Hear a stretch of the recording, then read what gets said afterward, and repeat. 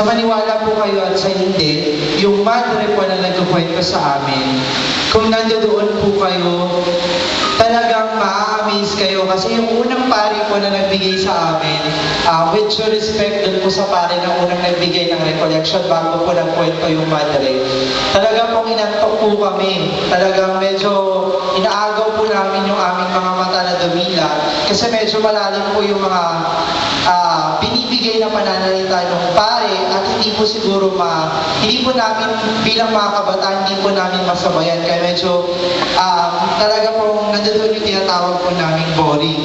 Kaya po, pagkatapos po ng pare, so hindi po namin na-expect na meron pa po gano'n na mangyayari. At isang madre po ang nagsalita sa amin. Simula po sa istorya ng Birhen ng Guadalupe, sana po makapunta kayo doon at talaga pong sana rin po at gusto rin po namin mga kabataan na maimbitahan dito yung madre na yun. Kasi kung nandoon po kayo, mapagkakamalan niyo po yung madre na yun na parang nandoon siya mismo nung nangyari na yun. Pero inaral na lang po talaga yung istorya, pero the words kung paano niya po ibigay sa amin para po talagang nanggagaling sa langit yung kwento. Kaya po na-inspire kami. Kaya pagbalik po namin ng parokya year 2006, amin po inumpisahan ng debosyon sa mahal na Birhen ng Guadalupe. At nais ko pong ipaalala sa lahat, ang mahal na Birhen ng Guadalupe po, o ang mahal na Birhen ng iba't iba na pangalan, ito po ay isa. Marami po kasing Katoliko ang naliligaw na parang akala nila ibang Birhen ng Guadalupe, Birhen ng Lourdes, Birhen ng Manawag. Yan po ay isa lamang. Ang mga pangalan po na Guadalupe, Lourdes, ito po yung mga lugar na kung saan nagpakita ang ating mahal na Birhen. At nais ko rin pong sabihin sa mga ibang relihiyon na tayo po ay tinutuligsa tungkol po sa bagay na iyan, na baka daw po gawa ng demonyo, gawa daw po ito ng kadiliman na sinasabi nila. Sabi ko kung gawa ito ng kadiliman, ako bilang Katoliko, inaaral ko rin po ang aking pananampalataya.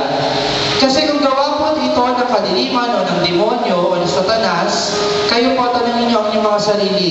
Ano po ba ang laging mensahe ng pagpapakita ng ating mahal na Birhen? Ito po ay ang pagbabalik loob niya. Ang pagbabalik loob po natin sa mahal nating Panginoon. Ang pagbibigay ng kapayapaan sa buong mundo na tayo po ay manalangin para manumbalik ang kapayapaan po sa buong mundo. Wala pong ibang hinihiling lagi ang ating mahal na Birhen sa kanyang pagpapakita, kundi ang ating pagmamahalan at pagbibigay ng kapayapaan sa bawat isa at pagbalik loob sa ating Ama at sa ating mahal na Panginoong Jesus. Year 2006 po, nandoon po na yung debosyon na tinasabi, pero ako po bilang isang kabataan, even though pinurso po namin yung pag-aano po ng piyesta na yun, hindi pa rin po ganun kalalim ang aking pananampalataya. Ang aking debosyon sa mahal na Birhen ng Guadalupe. Ngunit isang araw, 2007 po, May po yun, meron po kaming Santa Cruzan. Mabigat po ang problema ko noon kasi graduate po ako ng Bachelor of Science in Computer Engineering. For how many years I've worked for a low salary? Marami nagtatanong, ang laki ng tinapos ko, bakit ka nagtsatsaga? Siguro po dahil sa taong makasimbahan ako, parang yung pangarap ko sa buhay ko, yung hindi po marangyang buhay. Tama na lang po sa akin na meron ako kahit papaano. Kami meron. Pero dumaan mo yung mga araw, dumating yung pagkakataon na maiisip mo rin pala na akala mo okay lang lahat. Na yung pagdating mo sa bahay nyo, yung pera ay kailangan maging problema. At yun po ang naging dahilan kung bakit po ako nanalig sa mahal na Birhen ng Guadalupe. Kasi habang ilang-ilang ko siya that time, kasi nag-aaway na kami sa bahay, yung magulang ko, kahit malaki na po ako, apektado pa rin ako. Kasi masakit para sa akin, yung mga magulang ko sa ganitong edad namin, nagkakaroon pa sila ng diskusyon tungkol sa pinansyal na bagay. Ako bilang ina, parang wala akong magawa. kolehiyo. And nandoon po yung pressure sa akin kasi iginapang po nila ako para makapag-aral ako at makatapos. Siguro umaasa ang aming mga magulang na ako po ang mag-ahon sa kanila sa kahirapan. Ganun pa man po masakit ang aking kalooban that time kasi wala po akong magawa.